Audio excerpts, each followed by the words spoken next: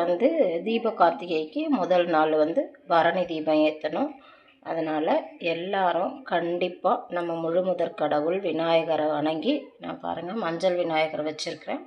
மஞ்சள் விநாயகர் பிடிச்சி விநாயகருக்கு முதல் வணக்கத்தை சொல்லிவிட்டு ஒரு 5 மண் விளக்கு எடுத்து அதில் நெய் விட்டு, நெய் இல்லைன்னா பரவாயில்ல, ஒரு விளக்கில் மட்டும் நெய் விட்டுக்கோங்க. மிச்சம் 4 விளக்கில் வந்து நல்லெண்ணெய் ஊற்றி தீபம் ஏற்றுங்க.